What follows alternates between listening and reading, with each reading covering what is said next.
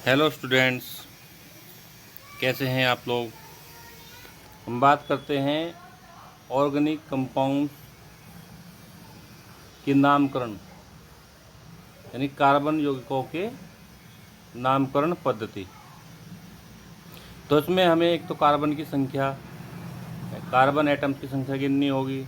दूसरा, जो उसमें फंक्शनल ग्रुप जुड़ा है उसका पूर्वलग्न या अनुलग्न। पूर्वलग्न जो पहले लगता है, अनुलग्न जो बाद में जुड़ता है, उसको देखना होता है। जैसे हम देख लेते हैं, यहाँ पे फंक्शनल हमारा ग्रुप है, फंक्शनल ग्रुप है हेलोजन। हेलोजन के लिए sorry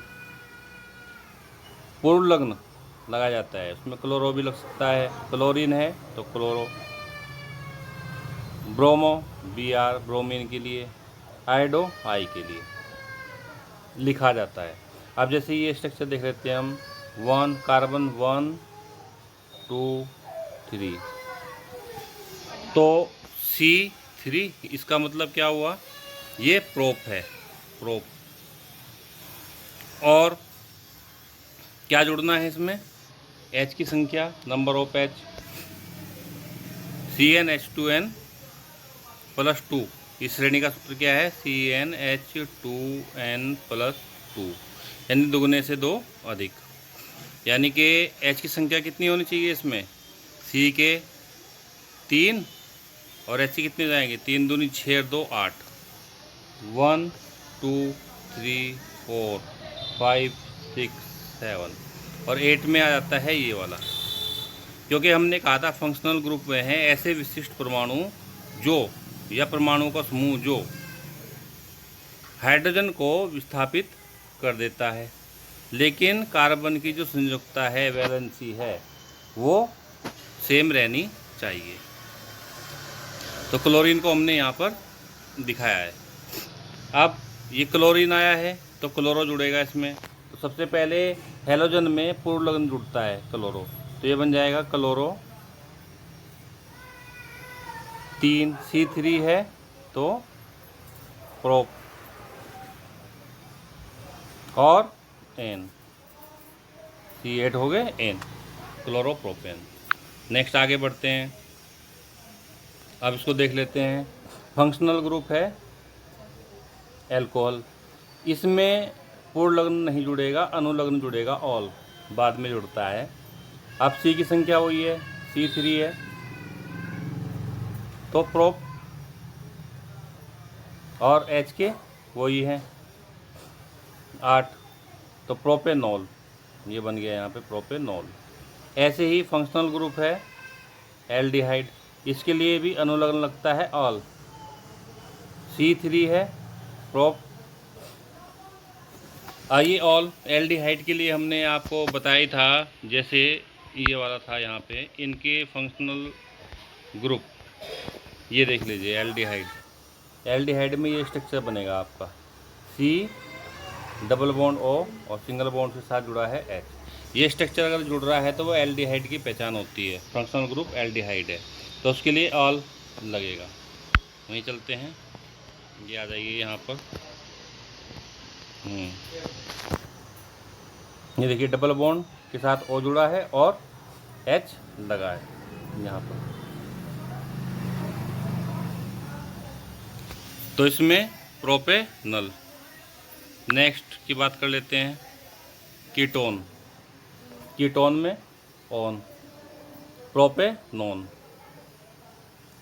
functional group carboxylic acid है तो इसमें अनुलग्न बाद में जुड़ेगा ओइक एसिड, तो प्रोपे C3 प्रोपेनोइक एसिड। ऐसे ही एल्कीन, एल्कीन फंक्शनल ग्रुप है तो अनुलग्न जुड़ेगा इन, प्रोपीन। एल्काइन, ये डबल बॉन्ड के साथ है, कार्बन कार्बन एटम, ये ट्रिपल बॉन्ड के साथ है, कार्बन से कार्बन एटम जुड़ा है, आइन, प्रोपाइन। इस तरह से ये इसके नामकरण पद्धति के अनुसार इनके नामकरण किए जाते हैं। वह हम बात कर लेते हैं कार्बनिक यौगिकों के रासायनिक गुणधर्म, chemical properties. CP chemical properties, रासायनिक गुण। एक होते हैं फिजिकल प्रॉपर्टी, यानी कि वो किसी वस्तु के बाहरी रूप, रंग, आकार को देख के आते हैं, और ये उसके आंतरिक कार्य करने की क्षमता वगैरह को देख के आते हैं केमिकल प्रॉपर्टीज, रासायनिक गुणधर्म। अब देखिए नंबर 1, ये दहन CH4+2O2, इसका दहन किया गया वायु के साथ, ऑक्सीजन के साथ, तो कार्बन डाइऑक्साइड और जल प्लस हीट और लाइट हमें प्राप्त होती है। कार्बन तथा उसकी यौगिक ईंधन के रूप में इस्तेमाल किए जाते हैं, जैसे कोयला वगैरह, पेट्रोलियम, LPG आदि, क्योंकि दहन का प्रचुर मात्रा में ऊष्मा और प्रकाश मुक्त होते हैं। ऊष्मा हीट निकलती है और लाइट रिलीज होती है। संतृप्त हाइड्रोकार्बन, संतृप्त वाले कौन से थे? एल्केन, जिसमें सिंगल बॉन्ड था, वायु की प्रेजेंस में जलने पर नीली स्वच्छ ज्वाला उत्पन्न करते हैं, ये इनकी पहचान है और रासायनिक गुणधर्म है। असंतृप्त हाइड्रोकार्बन, इसमें डबल बॉन्ड और ट्रिपल बॉन्ड, एल्कीन और एल्काइन हाइड्रोकार्बन, दहन करने पर धुएं वाली पीली ज्वाला के रूप में जलते हैं। यदि पीली ज्वाला निकलती है तो हम पहचान लेंगे कि ये अनसैचुरेटेड है, और नीली स्वच्छ ज्वाला निकलती है तो हम पहचान लेंगे ये सैचुरेटेड है। क्योंकि असंतृप्त हाइड्रोकार्बन में कार्बन की प्रकाशित प्रतिशत मात्रा संतृप्त हाइड्रोकार्बन से अधिक होती है, क्योंकि हाइड्रोकार्बन्स में असंतृप्त में कार्बन की मात्रा अधिक होती है, तो इससे वायु की उपस्थिति में कार्बन का पूर्ण उपचयन नहीं हो पाता। जो अनसैचुरेटेड हैं वो पूरी तरह से उनका उपचयन नहीं हो पाता, उपचयन के ऑक्सीजन का जुड़ना, ऑक्सीजन पूरी तरह से उनमें नहीं जुड़ पाती। अब बात कर लेते हैं ऑक्सीकरण। क्षारीय potassium permanganate KMnO4 potassium permanganate, या अम्लीय पोटेशियम डाइक्रोमेट K2Cr2O7 की प्रेजेंस में एल्कोहल कार्बोक्सिलिक अम्ल में परिवर्तित होते हैं। एथेनॉल C देख लीजिए आप, C2 और HK325, और ये इससे विस्थापित हो गया है फंक्शनल ग्रुप OH से, तो ये एथेनॉल बन गया है, और ये COOH ये एथेनोइक अम्ल बन गया है। किसकी प्रेजेंस में? बेस जो एल्काइल प्रवृत्ति का है KMnO4, और एसिडिक है K2Cr2O7, पोटेशियम डाइक्रोमेट और पोटेशियम परमैंगनेट की उपस्थिति में। संकलन अभिक्रिया, ये संकलन अभिक्रिया क्या है? देखिए, असंतृप्त हाइड्रोकार्बन में C डबल बॉन्ड से जुड़ा है, और निकेल और हाइड्रोजन की प्रेजेंस में संतृप्त हाइड्रोकार्बन प्राप्त होते हैं, यानी कि वह अभिक्रिया में असंतृप्त हाइड्रोकार्बन संतृप्त हाइड्रोकार्बन में बदल जाते हैं, संकलन अभिक्रिया कहलाती है। जैसे देख लीजिए आप, पैलेडियम या निकिल जैसे उत्प्रेरकों की उपस्थिति में अभिक्रिया जब होती है और उसमें कहीं पे हीट का आप निशान देखते हैं, या यहाँ पे ऊष्मा लिखा है ना, या कोई जैसे निकिल लिखा था, Pd लिखा था,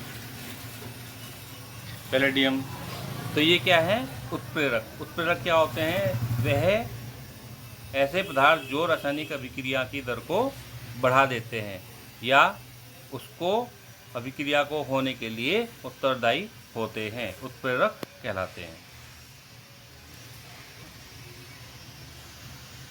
उपस्थिति में असंतृप्त हाइड्रोकार्बन को, अनसैचुरेटेड हाइड्रोकार्बन को सैचुरेटेड हाइड्रोकार्बन बना देते हैं, संकलन अभिक्रिया कहलाती है। दूसरी है प्रतिस्थापन अभिक्रिया। देख लीजिए आप, CH4 प्लस Cl2, मेथेन में क्लोरीन, सूर्य का प्रकाश, ये क्या है? उत्प्रेरक का कार्य कर रहा है। CH3Cl और HCl ये हमें प्राप्त हो जाते हैं।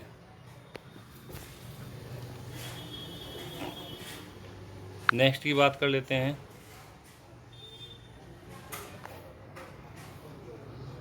कुछ इम्पोर्टेंट ऑर्गेनिक कंपाउंड कौन कौन से हैं? एथेनॉल और एथेनोइक एसिड। एथेनॉल के भौतिक गुणधर्म, फिजिकल प्रॉपर्टीज: रंगहीन, गंध वाला, जल में घुलनशील होता है, वाष्पशील द्रव है। कौन? एथेनॉल, जिसका क्वथनांक 351 डिग्री केल्विन होता है। और इसकी प्रकृति कैसी है? न्यूट्रल है।